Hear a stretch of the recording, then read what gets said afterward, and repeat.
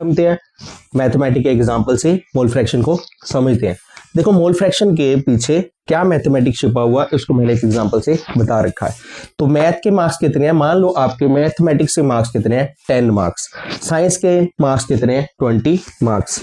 तो अगर मैं मैथ की फ्रैक्शन फाइंड आउट करना चाहता हूं कि मैथ की कितने मार्क्स हैं फ्रैक्शन में, मैथ के टोटल में से कितनी फ्रैक्शन है मैथ की, उसको मैं फाइंड आउट करना चाहता हूं।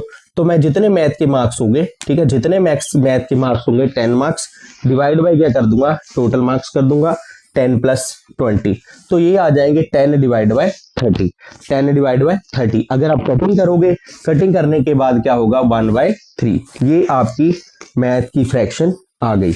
उसके बाद हम क्या करेंगे, साइंस की फ्रैक्शन निकालेंगे। ठीक है, टोटल मार्क्स में क्या करेंगे, साइंस की फ्रैक्शन निकालेंगे। साइंस की फ्रैक्शन निकालने के लिए हमें क्या करना है, सेम अप्लाई करना है, जितने मैथ के मार्क्स रहेंगे divide by total marks 10 plus 20। अगर इसकी भी कटिंग करेंगे, कटिंग करने के बाद क्या आएगा हमारे पास 2 प्लस 3। अगर दोनों फ्रैक्शन को हम जमा कर देंगे, मैथ की फ्रैक्शन और साइंस की फ्रैक्शन दोनों को जमा कर देंगे, तो हमारे पास क्या आएगा 1 आएगा। इसी तरह जो कॉन्सेप्ट है मोल फ्रैक्शन का है।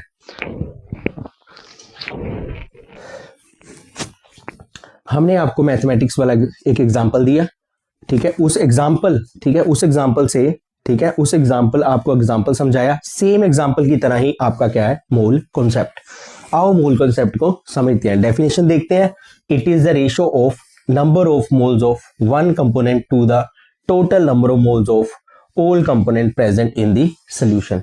मतलब कहने का क्या है, हमें किसका रेशियो लेना है, ठीक है, number of moles of one component divide किससे करना है हमें, total number of moles, total number of moles किसके, जितने भी कंपोनेंट प्रेजेंट है किसमें, सॉल्यूशन में, सॉल्यूशन में जितने भी कंपोनेंट प्रेजेंट है उनसे क्या करना है, हमें डिवाइड करना है। ये भी बोल सकते हो it is the ratio of number of moles of one component to the total number of moles present in the solution.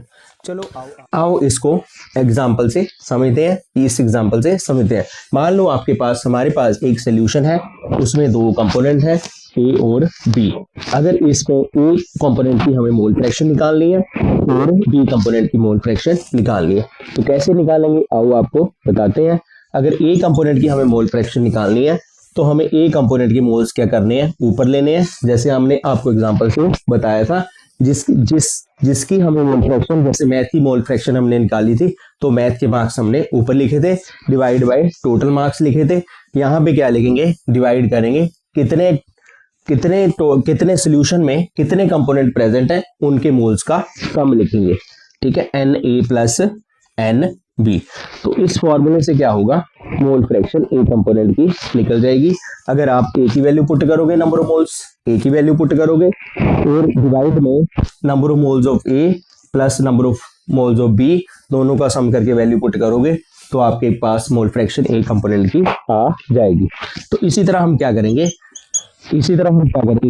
B component की मोल फ्रैक्शन निकालेंगे, फॉर्मूला सेम रहेगा। हमें बस क्या करना है, नंबर ऑफ मोल्स बी के क्या करने हैं, ऊपर लिखने हैं, और टोटल मोल्स जो ए और बी के सॉल्यूशन में प्रेजेंट है उसको हमें क्या लिखना है, डिवाइड में, क्योंकि ये हमारा डेफिनेशन बोलता है। तो इससे हम क्या कर सकते हैं, सॉल्यूशन में ए कंपोनेंट की मोल फ्रैक्शन भी निकाल सकते हैं और बी कंपोनेंट की मोल फ्रैक्शन भी निकाल सकते हैं। एक मैंने और बात बताई थी, अगर ए कंपोनेंट की मोल फ्रैक्शन और बी कंपोनेंट की मोल फ्रैक्शन का सम कर दो तो हमारे पास क्या आना चाहिए, x A plus x B equal to कितना आना चाहिए, 1 आना चाहिए। ठीक है, ये था मोल फ्रैक्शन के बारे में।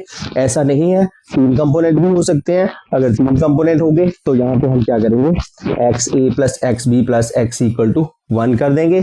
यहाँ पे भी हम क्या करेंगे, एक्स सी करेंगे, number of moles of C component divide by number of moles of A plus number of moles of B plus number of moles of C लिखेंगे। आओ बात करते हैं इफेक्ट ऑफ टेम्परेचर के बारे में। टेम्परेचर का क्या इफेक्ट होता है, जो आपकी मोल फ्रैक्शन है वो डिपेंड करती है number of moles of solute, ठीक है, number of moles of solute divide by number of moles of solute plus solvent, ठीक है। अगर मैं डायरेक्टली बोलूं कि जो नंबर ऑफ मोल्स ऑफ, ठीक है, अगर number of moles of solute, अगर टेम्परेचर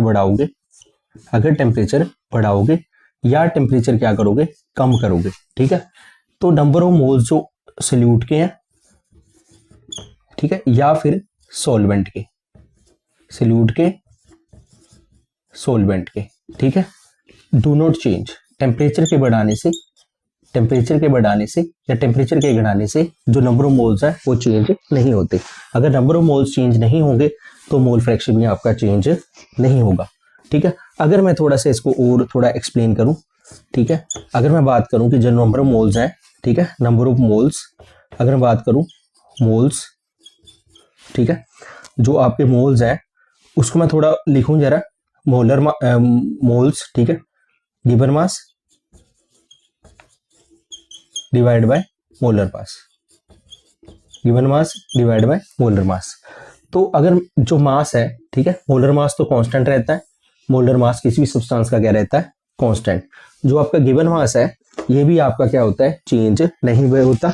अगर टेम्परेचर हम बढ़ाएं या फिर टेम्परेचर क्या करें, कम करें, तो मास क्या होता है, do not vary with temperature. मैं mass do not vary with temperature.